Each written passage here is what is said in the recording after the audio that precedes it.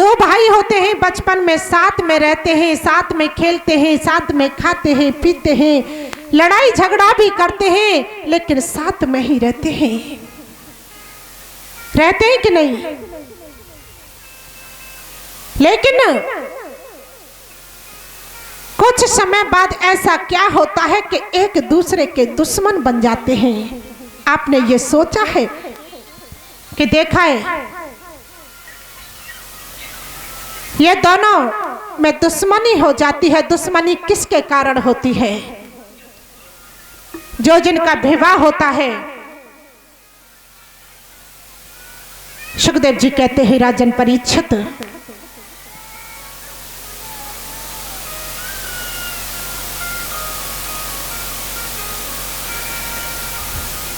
ऐसे ही भाई भाइयों में युद्ध हुआ। लेकिन सज्जनों, मैंने ऐसे बहुत भाइयों को देखा है कि बेचारे क्या करें, कुछ नहीं कर सकते बेचारे, क्योंकि उनकी एक ट्यूशन होता है घर में। उनका विवाह हो जाता है ना, तो उनकी पत्नियां जो होती हैं एक दूसरे के खिलाफ भड़काती रहती हैं, एक दूसरे के खिलाफ ट्यूशन देती हैं। बताओ, रोजाना जब 10-5 बातें हर रोजाना कहेंगी तो एक न एक दिन बात दिमाग में बैठेगी। 10-20 बातों में से एक बात तो समझ में आएगी। तो ऐसा नहीं होना चाहिए सज्जनों। भाई भाइयों को प्रेम से रहना चाहिए। लेकिन मैंने देखा है कि जो माताएं होती हैं वो अपने बच्चों को एक दूसरे के खिलाफ भड़काना शुरू कर देती हैं, भड़काती हैं। जो बड़ी वाली होती है वो कहेगी तेरी चाची ऐसी है, तेरा चाचा ऐसा है, उसे भड़काती है। और ऐसे ही छोटी वाली कहेगी उसने मेरे साथ ये किया वो किया, ये ऐसा है वैसा है। कहते हैं कि नहीं? तो बच्चे भी एक दूसरे के दुश्मन बन जाते हैं, बच्चे भी दुश्मन बन जाते हैं। उनके मन में वो प्यार नहीं रहता है। फिर बहुत से भाई ऐसे होते हैं कि अपने छोटे भाई के पुत्रों के लिए छुप छुप करके पैसे देंगे, कुछ लेकर के आएंगे तो वो देंगे छुप करके। बड़े भाइयों के बेटी बेटा जो है उनके लिए छुप छुप करके देखते हैं, क्योंकि घरवाली को पता न चल जाए। और यदि घरवाली को पता चल गया तो शाम का भोजन मिलेगा ही नहीं। सही है कि नहीं? तो भाइयों के खिलाफ मत भड़काओ। अरे तुम भी तो अपने भाइयों के पास जाती हो कि नहीं? तुम तो अपने भाइयों को इतना प्रेम करती हो, तो उन भाइयों को क्यों दूर करती हो? ऐसे ही एक परिवार में हुआ कि भाई भाई एक दूसरे के ऐसे दुश्मन बन गए। भाई तो खैर क्या बने, लेकिन बच्चे बन गए, एक दूसरे की जान लेने तक उतारू हो गए कि यदि वो अकेला मिल जाए तो उसे हम मार दें। बात इतनी आगे बढ़ गई क्योंकि शुरू से ट्यूशन चला था उनका, दोनों तरफ से, एक तरफ से नहीं। तो जब भाई उसका छोटे भाई का जब बड़ा भाई मर जाता है, वो मर गया, तो भाई ने देखा कि मेरा भाई आज इस दुनिया से ही चला गया।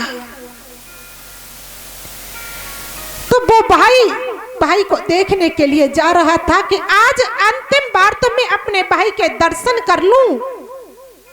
इसने मुझे मेरे भाई के पास कभी बैठने नहीं दिया। लेकिन क्या हुआ कि उन बच्चों ने पकड़ करके अपने पिता को एक कमरे में बंद कर दिया और बाहर से ताला लगा दिया। कि नहीं, हम नहीं देखने देंगे, मर जाने दो, मर गई तो। अब तो रिश्तेदार भी आने लगे, सब आए, देख रहे हैं कि वो नजर नहीं आ रहे हैं, इनके भाई हैं जो छोटे वाले, सब हैं यहाँ पर। भाई एक कमरे में ताले में बंद है और वो रोता है कि मेरे भाई से भी नहीं मिलने दे रही हो मुझे। रोता है, चिल्लाता है। हमारी माताओं को पता ही नहीं है कि क्या चल रहा है, कथा में हंसने में मगन है वो तो। मन से नहीं सुनती है तो हंसी तभी आती है।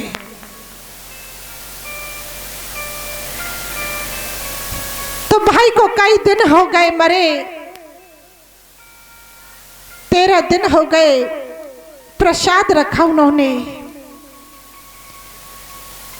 भाई रोता है कि कम से कम आज मुझे अपने भाई का ये प्रसाद तो पाने दो, मेरे भाई से तो मुझे तुमने नहीं मिलने दिया,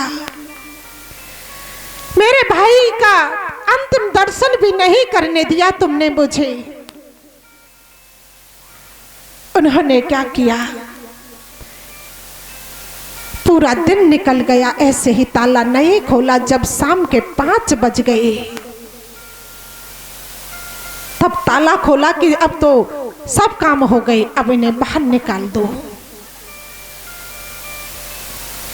बाहर निकाल दिया सज्जनों। तो वो भाई था जो छोटा, वो दौड़ करके गया है छुप करके कि किसी को पता नहीं चल जाए कि मैं वहां जा रहा हूं। जब पूरा गांव खा करके चला गया, सब रिश्तेदार विदा हो गए, तो अंत में जो कार्यकर्ता होते हैं, जो आते हैं, थोड़े बहुत वैसे लोग रह जाते हैं काम वाले, तो वो शाम को बैठ गए पंगत लगा करके, और वो भाई बूढ़ा जो था वो उनके बीच में बैठ गया। बीच में बैठा तो कुछ बुजुर्ग लोग थे, उन्होंने देखा और कहा कि अरे तुम घर में बैठे हो, देखो तुम्हारा चाचा उन नौकरों के साथ में बैठा है, उनके साथ में भोजन कर रहा है, तुम जाकर के तो देखो। वो आए, आकर के अपने चाचा के पैरों को पकड़ लिया और कहा कि चाचा हम जानते हैं कि तुम्हें आने नहीं दिया था। चाचा ने कहा कि बेटा जितना प्रेम मैंने अपने बच्चों से किया उतना ही प्रेम मैंने तुमसे भी किया। मैंने कभी तुम्हें अलग नहीं समझा, लेकिन ये ऐसी घर में आई, इन्होंने हम भाई भाई को फूट पाड़ दी, अलग कर दिए। बच्चे बच्चों में इतना बैर पैदा कर दिया, दुश्मनी पैदा कर दी कि एक दूसरे को मारने तक उतारू हो गए। उन्होंने कहा कि चाचा अब हमारे पिताजी तो नहीं रहे, अब आप ही हमारे पिता हो, अब आप ही हमें आशीर्वाद दो और आप ही हमें संभालो, हमें क्या करना चाहिए। तो चाचा ने कहा कि बेटा तुम ही छोटे बाप के बन जाओ, तुम जाओ उन नालायकों के पास जाकर के उनके पैर पकड़ लो, तुम ही छोटे बाप के बन जाओ। उन्होंने कहा कि ठीक है।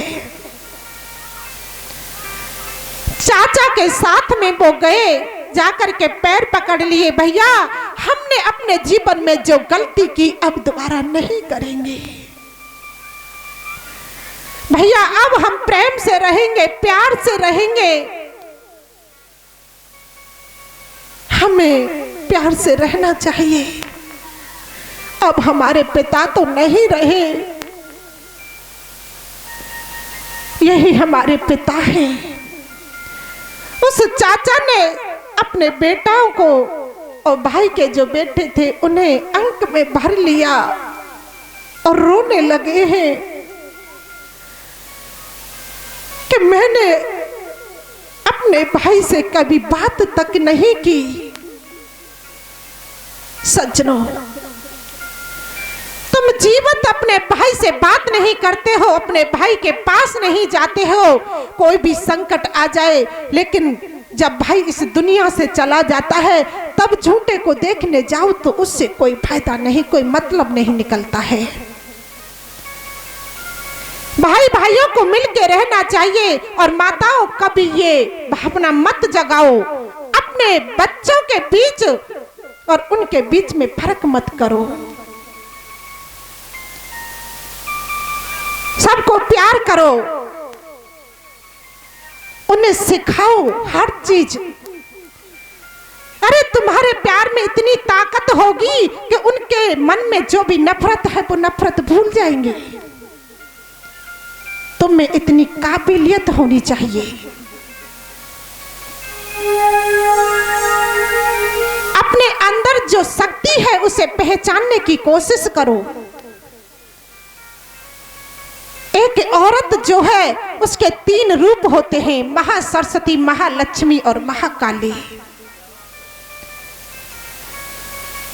महासरस्वती के रूप में ज्ञान देती है, सबको ज्ञान बढ़ती है। मां लक्ष्मी के रूप में सबका पेट पालन करती है। और मां काली के रूप में यदि कोई आ जाए तो उसका संहार कर देती है।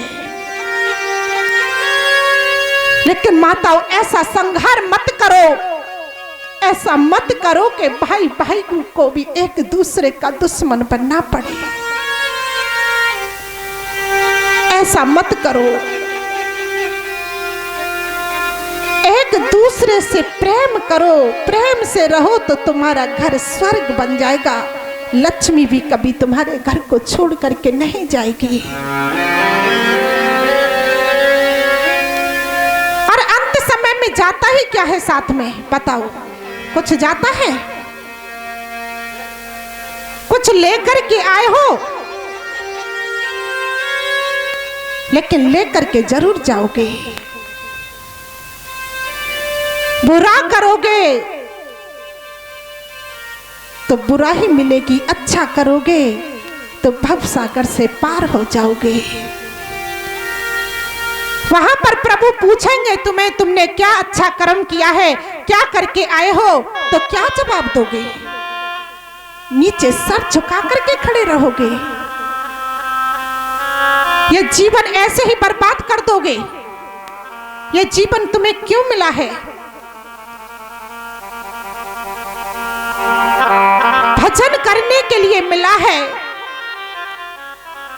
अरे एक दूसरे में प्रभु को देखना शुरू करो,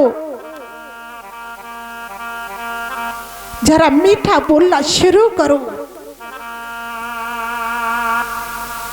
एक दूसरे की बुराई करना बंद करो।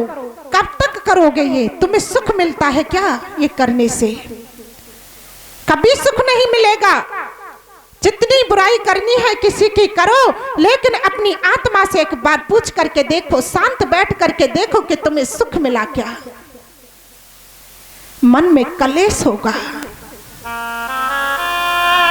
कोई तुम्हारे साथ गलत करता है, करने दो, लेकिन तुम उनके साथ अच्छा करो तो तुम्हारे आत्मा में बड़ी ही शांति मिलेगी, बड़ा सुख अनुभव होगा। इस अनुभव को पहचानो। कब तक ऐसे चलेगा? भाई भाइयों को मिलकर के रहने दो। तुम भी मिलकर के रहो, तुम भी तो बहन बहन हो।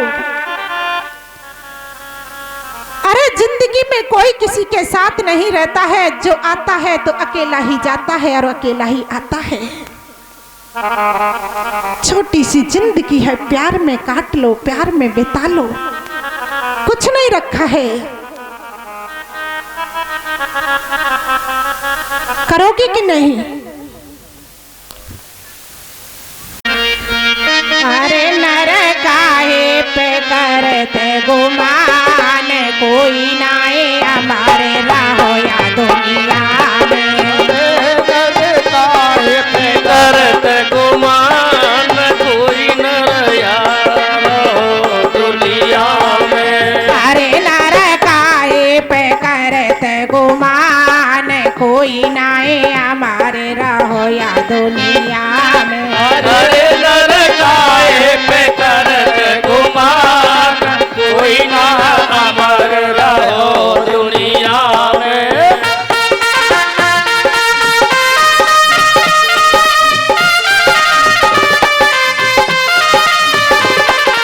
कोई नाए हमारे रहो दुनिया में, अरे नाए कोई हमारे रहो है। ना कोई अमर भयो है, ना कोई अमर रहो है। अरे नर काहे पे करत गुमान कोई नर अमर रहो दुनिया में। अरे नर काहे पे करत गुमान कोई नर अमर रहो दुनिया में।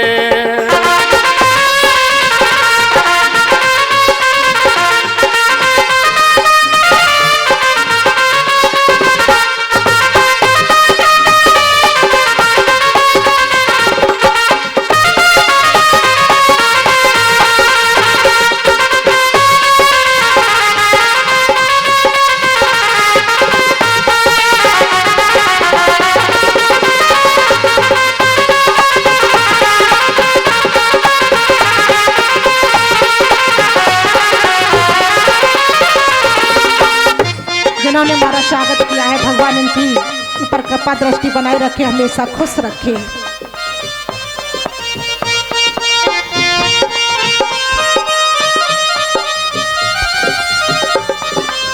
सभी मीठी मीठी तालियों के साथ में बोले, ऊपर हाथ उठा करके।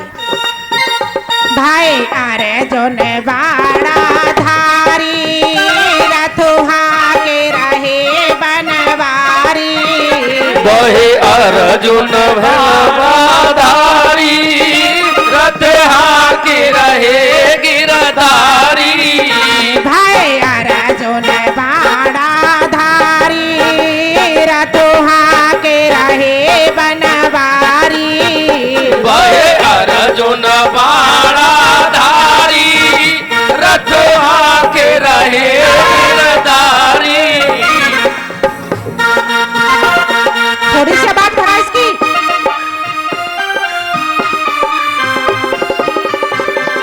जिनके कबाऊ न गए इंसान कोई नहीं हमारे रहो या दुनिया में। जिनके कबहू न गए संसार अमर भयो या ये दुनिया में। जिनके खाली न गयो एक बार कोई नहीं हमारे रहो या दुनिया में। जिनके खाली न भयो एक बार अमर भयो या ये दुनिया में।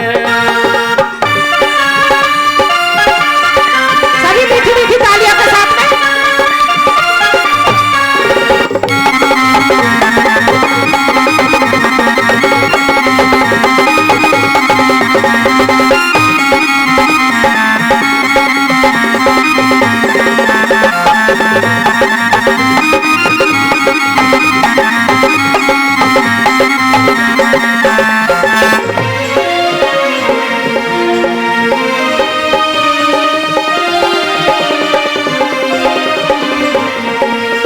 रावण सो बलवंता जाकी सब सोने की लंका।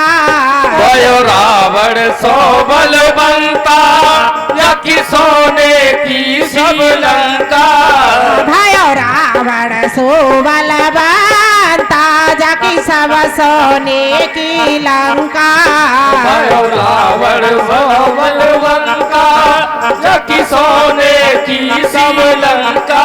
कर दिए हो कर